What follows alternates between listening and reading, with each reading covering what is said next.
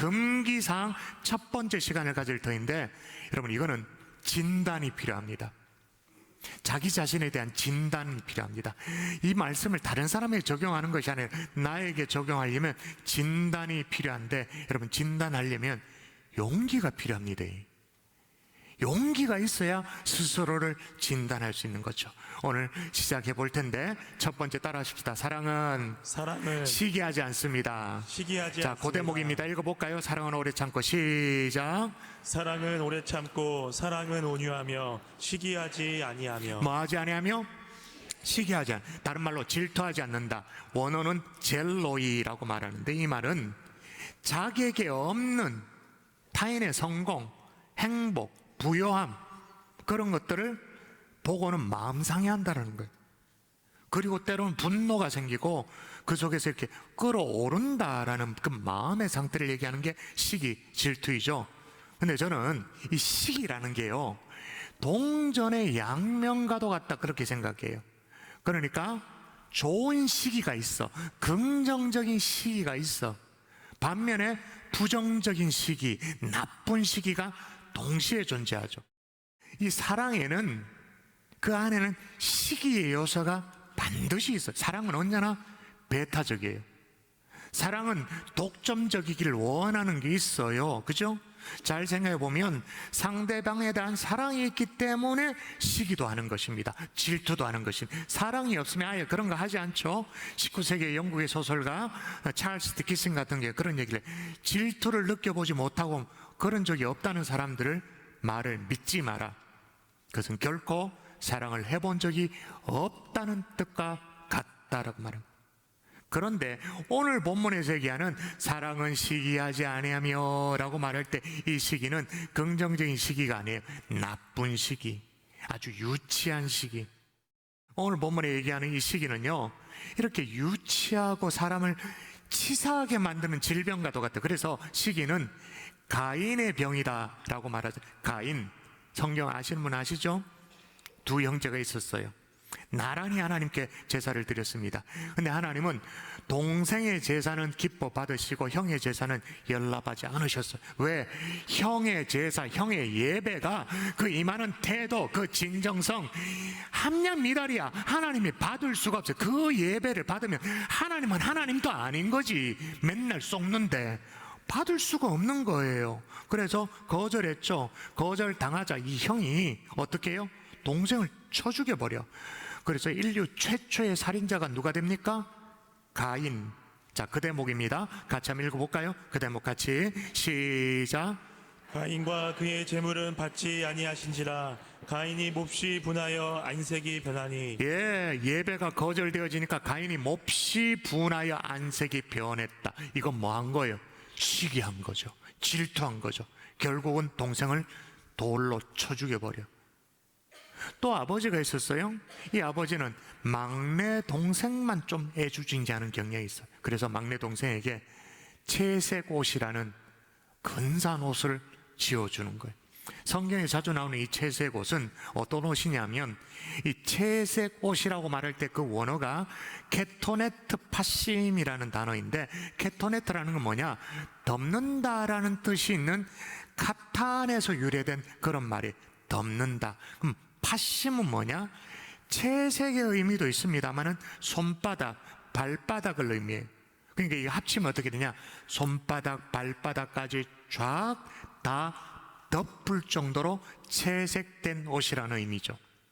그런데 그 당시에 일상적인 옷은, 겉옷은 노동하기에 또 활동하기에 편안한 옷, 그러니까 소매가 없죠. 민소매죠. 그리고 무릎까지 오는 정도, 그냥 통으로 돼 있는. 그래서 우리가 영화를 보면, 로마를 배경으로 한 그런 영화를 보면 그런 형태의 옷차림을 우리가 자주 볼 수 있어요. 그런데 이거는 아니야. 채색 옷은 일단 손바닥, 발바닥까지 다 덮어야 돼. 치렁치렁해. 딱 보면 이거는 장자가 입는 옷이에요. 관리자가 입는 옷이에요. 그런데 그걸 막내에게 입혀놓은 거예요. 형들의 마음이 어땠을까요? 시기가 나죠. 못마땅하게 늘 생각했던 이 형들이 기회를 봐가지고 이 동생을 먼 나라로 종으로 팔아넘겨버려요. 그래 아버지에게는 와가지고는 둘러대고 거짓말하고. 그렇게 판 사람이 누구였어요? 요셉의 형들 시기심 때문에.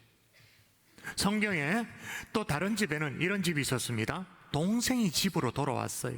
이 동생은 아버지에게 한 몫을 받아가지고 미리 땡겨 받아가지고 재산을 다 탕진해 버렸습니다. 그럼에도 불구하고 아버지는 정말 그가 돌아온 걸 기뻐하고 살찐 송아지를 잡고 막 잔치를 베풀었습니다.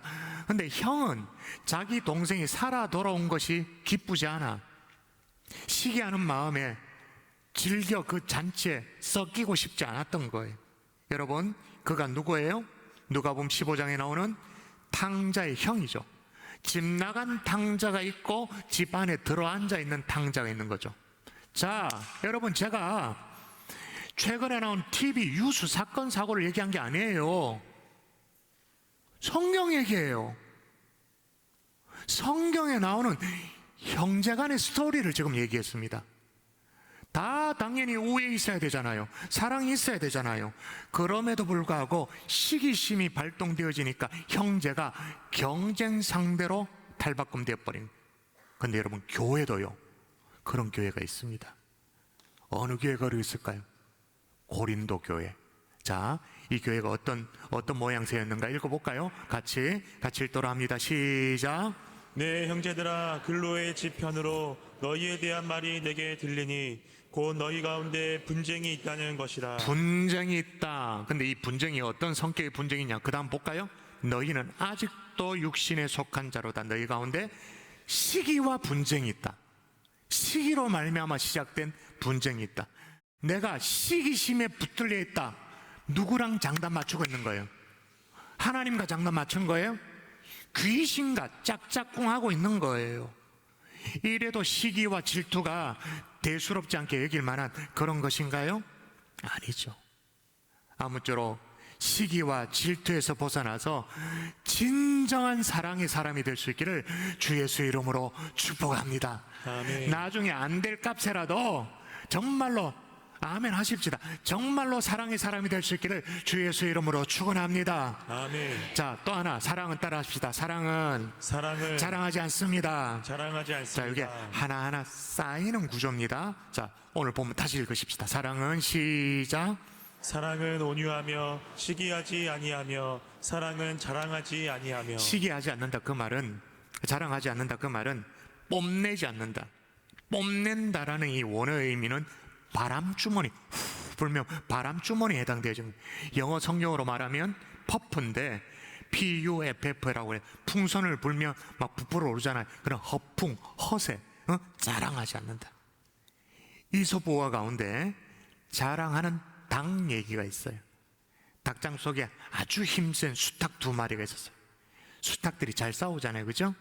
그 암탉을 독차지하려고 결투를 벌이게 됐어요. 치열하게 그냥 닭싸움 치열합니다.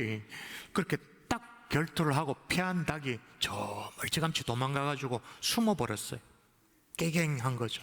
승리한 수탉이 의기양양해서 내가 제왕이 됐다, 왕이 됐다, 그런 마음으로 모든 닭들을 이제 내가 지배하게 됐다, 그런 마음으로 닭장을 벗어나가지고 지붕에 올라가서 그냥 날개를 막 펼치면서 꺾여 자기의 위세를 등등하게 자랑하고 드러냈어요. 그런데 그때 저 위에서 빙글빙글 돌던 게 있었죠. 커다란 독수리가 내려와서 지붕 위에서 꺾여 하니까 얼마나 잘 보여요. 얼마나 정확하게 표적이 되죠. 샥 내려서 낚아채버려. 이런 어리석은 자랑의 자리에 들지 않기를 주 예수 이름으로 축복합니다. 아멘. 자랑은 자기를 과시함으로써 남보다 내가 더 낫다는 것을 보여주고 싶은 거예요.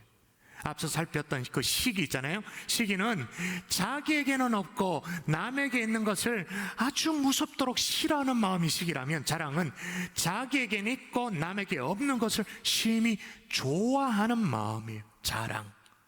이렇듯 자랑은요, 남에게 없는 것이 내게 있다고 뽐내는 거예요. 그러나 사랑은 이웃에게 필요한 것이 다행이다, 내게 있다고 기뻐하는 거예요. 감사하는 거예요. 차이를 아시겠어요? 내가 뽐낼 수 있기에 좋아하는 것이 자랑이라면 내가 도울 수 있기에 기뻐하는 것이 사랑인 거죠. 자랑은 나를 바라보게 만듭니다. 그러나 사랑은 이웃을 세워주는 거죠. 자랑하면 내가 크게 보여요. 사랑하면 하나님이 크게 보입니다. 자랑은 주위를 씁쓸하게 만들지만 사랑은 주위를 훈훈하게 만듭니다. 결국 자랑하면 사람이 떠나지만 사랑하면 사람들이 모여요. 여러분, 성경을 어느 정도 아실 테니까 이스라엘의 히스기야 왕, 다윗만큼은 아니지만 훌륭한 왕이었잖아요. 그 정도는 아시죠? 그것도 모르나? 성경을 그 정도는 읽어야 됩니다. 히스기야 왕이 괜찮은 왕이었어요. 그래서 적군 아수르의 군대 기도의 힘으로 막아내고, 자기가 죽을 병이 걸렸을 때도 면벽 기도라는 걸 하잖아요. 기도에서 하나님 앞에 매달려서 무려, 자, 주일학교 출신 여러분, 몇 년을 하나님께서 생명을 연장시켜 주셨나요? 그렇지, 대답하네. 15년 생명 연장을 받았어요. 그런데 희한하죠. 그렇게 하고 난 뒤에 히스기야가 하나님 앞에 감사가 없어. 저 막 승정보가 울리고 그러니까 주변 국가들이 사신을 보내요. 저 멀리 바벨론에서 사신을 보내왔는데 오히려 막 내 탕고를 다 열어젖히면서 내가 뭐 이렇게 힘이 있다고, 부강한 나라의 왕이라고 그걸 막 열어젖히면 자랑을 했어요. 모두 하나님이 주신 건데 자신의 것이냐 그렇게 자랑했어요. 이 소식이 누구 귀에 들렸냐면 그 당시에 선지자 이사의 귀에 들려가지고 깜짝 놀라서 와서 얘기합니다. 자랑한 모든 것들이 빼앗길 것이라고 하나님의 말씀을 전해요. 실제로 그렇게 되죠. 자랑하면 빼앗겨요. 사람도 떠나요. 여러분, 하나님께서 남보다 더 많은 것을 여러분에게 주셨어요? 그거 자랑하라고 주신 것이 아니에요. 사랑하라고 사명으로 주신 것인 줄 믿습니다. 아멘. 뭐로 주셨다고요? 사명으로. 사랑할 사명으로. 4명의 어린아이가 있었어요. 각각 이렇게 풍선 있잖아요. 풍선을 가지고, 하늘에 둥둥 떠다니는 풍선을 가지고 운동장에서 깔깔거리며 즐겁게 놀고 있었습니다. 한 아이는 빨간 풍선, 또 다른 아이는 노란 풍선, 하얀 풍선, 파란 풍선, 그렇게 놀면서 지잘거리면서 즐겁게 놀고 있었는데, 이 빨간 풍선을 가지고 있는 아이가 실수를 해서 풍선을 터뜨려 버린 거예요. 그 운동장에 주저앉아서 막 울기 시작했어요. 근데 옆에 있던 파란 풍선을 가지고 있던 아이가 자기 풍선을 잡아 당겨서 끌어내려서 손톱으로 이렇게 해가지고 터뜨리는 거예요. 그래서 울고 있던 빨간 풍선 아이가 왜 그런가 싶어서 울음을 그치고 쳐다봤어요. 그랬더니 노란 풍선을 가지고 온 아이도 노란을 끄집어 당겨가지고는 풍선을 터뜨려. 그리고 흰 풍선을 가지고 있는 애는 아예 이번에는 풍선을 놔버려. 그냥 공중에 떠내버려. 자기가 가지고 있는 풍선을 뻐기며 자랑할 수 있었을 텐데 아이들은 그렇게 선택하지 않았어요. 대신에 풍선은 날아가고 없어요. 터뜨려지고 없어요. 근데 모두가 깔깔거리며 즐겁게. 여러분, 내 풍선, 내가 가지고 있다는 것 자랑하고 뻐기는 것이 아니라 사랑을 선택할 수 있기를 주의 이름으로 축복합니다. 아멘. 사람을 얻어요. 참 사랑이란 이렇게 자기를 내려놓아서라도 사람을 얻는 거예요. 그런데 고린도 교회는 이걸 못했어요. 오로지 자기 선전, 자기 주장, 자기 자랑 막 열중했죠. 어떻게까지 자랑했느냐? 자, 뭐라고 주장하는가? 자랑하는 내용을 보도록 합시다. 같이 읽어볼까요? 시작. 내가 이것을 말하거니와 너희가 각각 이르되 나는 바울에게, 나는 아볼로에게, 나는 게바에게, 나는 그리스도에게 속한 자라 한다는 그럼 이거 다 뭐 하는 거죠? 뭐 하는 거예요? 자랑질 하는 거예요. 내가 어떤 사람인데, 내가 누군지 아냐고, 내가 어떤 계파인지 아냐고 자랑질 하는 거예요. 바울은 이 문제에 대해서 고린도 교회가 다른 게 문제가 아니라 이들이 사랑을 모르고 있다. 사랑을 몰라서 벌어진 일이라고 말하면서 사랑은 자랑하지 아니하며 라고 가르치고 있는 거죠. 자랑하지 않는 성숙된 성도들이 될 수 있기를 주 예수 이름으로 축복합니다. 아멘. 그 다음에 또 따라 하십시다. 사랑은 교만하지 않습니다. 교만하지 않습니다. 자, 계속 쌓아봅시다. 자, 사랑은 오래 참고부터 시작. 사랑은 오래 참고 사랑은 온유하며 시기하지 아니하며 사랑은 자랑하지 아니하며 교만하지 아니하며. 여러분, 요걸 잘 보시면 이게 연쇄 반응이라는 걸 눈치채셨죠? 어떤 사람이 시기를 해요. 시기하는 사람은 자기 자신에 대해서 주로 뭐 할 가능성이 있을까요? 자기 자랑이 심하겠죠? 반대로, 그죠? 어느 정도로 자기 자랑이 심하냐? 교만할 정도로.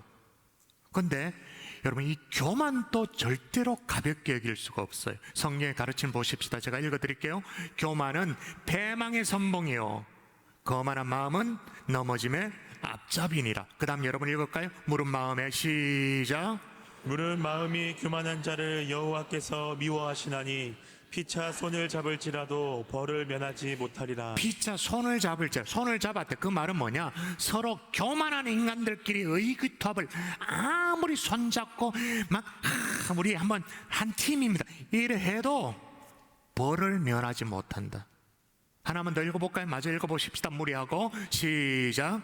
무례하고 교만한 자를 이름하여 망령된 자라 하나니 이는 넘치는 교만으로 행함이니라. 예, 여러분, 우리가 망령된 자, 이건 진짜 나쁜 거다 아는 거 알잖아요. 망령되다, 그건 하나님 앞에 절대로 하면 안 된다 그런 거 알죠. 그런데 어떤 자가 망령되다?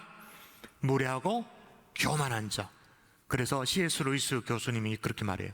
교만은 인간이 범할 수 있는 가장 무서운 죄다. 자, 그럼 다 좋아요. 교만은 패망의 선봉이고, 교만은 하나님이 미워하시는 것이고, 교만은 결국 망하는 지름길이다, 망년된 일이다, 다 알겠어요. 근데 교만하다는 걸 어떻게 아느냐? 교만이 어떻게 드러나느냐? 어떻게 표현되어지느냐? 이 부분에 대해서 시편은 우리에게 시사하는 바가 있습니다. 여러분, 잘 눈여겨 읽어보십시다. 한 번 더 읽습니다. 시작. 내가 오만한 자들에게 오만하게 행하지 말라 하며 악인들에게 뿔을 들지 말라 하였노니 너희 뿔을 높이 들지 말며 교만한 목으로 말하지 말지어다. 내가 보니까 오만하게 행하지 말라 그렇게 말합니다. 다시 말하면 교만하게 행하지 말라 그렇게 말하는 거예요. 그리고 마지막에 보면 교만한 목은 구체적으로 뭐 하지 말지어다 라고 말합니까? 말하지 말지어다. 교만이 뭘로 드러난다는 거예요? 그 사람의 말로 드러난다는 거예요. 뭐가 교만이냐? 아니, 자기 자신에 대해서 긍정적인 마인드를 가지고 자기 프라이드를, 자긍심을 갖는 그런 거는 괜찮죠. 뭐가 교만이냐? 자기 주장을 하는 게 주장, 말로 자기 뜻을 관철시키는 거예요. 근데 이게 또 안 되면 어떻게 하는 줄 아십니까? 버럭질러입니다. 버럭질을. 그래도 안 된다. 어떻게 할까요? 삐져요. 삐지는 사람들을 소급해서 올라가 보면 어떤 사람? 교만한 사람. 그래서 이렇게 말합니다. 여호와를 경외하는 것은 악을 미워하는 것이라. 나는 교만과 거만과 악한 행실과 패역한 입을 미워하느라. 여호와는 교만과 뭐를 미워한다고 말합니까? 패역한 입을 미워한다. 할렐루야. 여러분, 자기 자랑을 넘어 자기 교만에 빠진 사람들을 보면요, 이건 마치 암투병하고 비슷해요. 암이 처음에는 자각 증세가 없잖아요. 그냥 쓱 시작되어지잖아요. 별 통증 없이 찾아와요. 교만도 그래요. 그런데 표가 안 하는 게 있다는 거예요. 그 사람의 말. 그러므로 우리의 기도 제목, 주여 내 입술에 파수꾼을 세워 주시옵소서. 아멘. 아멘이십니까? 아멘. 파수꾼도 한 명이 안 됩니다. 그냥 적어도 12명의 파수꾼을 세워야 내 입을 지킬 수 있겠습니다. 기도하셔야 돼요. 그 자기 주장이 이제는 도를 넘어갑니다. 자, 도미노라고 말했는데 연쇄 반응이라고 말했는데 자기 주장이 도를 넘어가, 교만해서 도를 넘어가. 그럼 어떻게 될까요? 따라하십시다. 사랑은 무례히 행하지 않습니다. 무례히 행하지 않습니다. 교만한 사람, 막 자기 주장을 관철시키는 사람, 그 다음에 나타나는 현상이 뭐냐? 다른 사람을 향해 무례해. 그래서 4절과 5절, 9절을 보자고 읽어볼게요. 시기하지 아니하며 사랑은 자랑하지 아니하며 교만하지 아니하며 무례히 행하지 아니하며.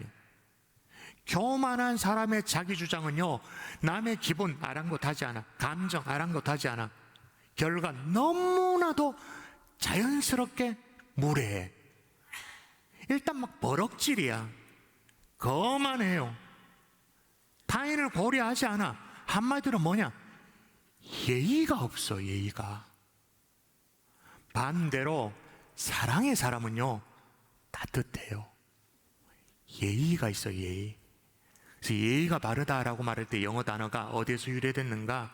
콜트라는 궁정이라는 단어에서 왔어요. 그러니까 궁정, 예의 바른 곳이잖아요. 예의가 중요한 것이잖아요. 사랑의 사람일수록 고상한 매너가 있어요. 예의를 갖춰요. 기품이 있어요. 신사적이에요. 자, 그러면 어떻게 하면 이 무례를 줄일 수 있는가? 누누이 말씀드립니다마는 아무리 가까운 사이에도 존대를 해보세요. 쉽게 말해서 님을 얘기해 보세요. 님. 무례를 현저히 줄일 수가 있어요. 특히 교회 안에도 쉽게 말을 놓지 않는 거예요. 저 같은 경우에 우리 교육자실의 김보은 목사님 같은 경우에 제가 지켜본 세월이 15년입니다. 총각 때부터 결혼할 때, 그리고 첫째 놓고 둘째, 그렇게 지켜봐왔어요. 15년. 그래도 김보은 목사님, 교육자실의 막내에 거의 해당되어지는 신지원 전사님도 신지원 전도사님 함부로 말을 놓지 않는 거예요. 이렇게 얘기하면 어떤 분은 그러죠. 아이, 목사님, 그러면 친근감이 떨어지잖아요. 생각해 보세요. 편하게 해서 쉽게 무례한 쪽이 좋은 걸까요? 아니면 좀 거리감이 느껴지더라도 예의를 지키는 쪽이 좋을까요? 공동체를 위해서 어느 게 롱런하는 것일까요? 예의를 지키는 쪽. 부탁드려요. 제 기회에 여러분이 함부로 뭐 이 집사, 김 집사 그런 소리가 들리지 않기를 바랍니다. 부부에도, 부부간에도 어색하지만 존대를 해보세요. 어색할 거예요. 그러나 무례히 행하는 것은 현저히 줄어들 겁니다. 제가 이렇게 얘기했는데도 제 귀에 들리기는 김 집사, 이 집사 그렇게 들리면 제가 어떻게 간주하면 좋을까? 저분은 아무리 말씀으로 가르쳐 드려도 배우지를 못하는 분이구나, 그렇게 생각할 수밖에 없겠죠. 교육자들 간에도 아무리 친하도 이 목사, 김 목사, 아무리 후배여도 뭐 신전도사 그렇게 말하지 않는 거예요. 부부 간에도 참 사랑의 사이일수록 서로 예의를 지켜요. 매너를 지켜요. 말과 행동이 우아해요. 품격이 있어요. 우리 경산주한교회, 우리 장로님들, 중직자들, 성도들이 서로 무례히 행하지 않는 매너를 갖춘 품격 있는 성도들이 될 수 있기를 주 예수 이름으로 축복합니다. 아멘. 아멘 하세요. 아멘. 우리 목자들이, 교사들이, 리더들이 예의 있고 기품 있는 성도들이 될 수 있기를 주 예수 이름으로 축원합니다. 아멘.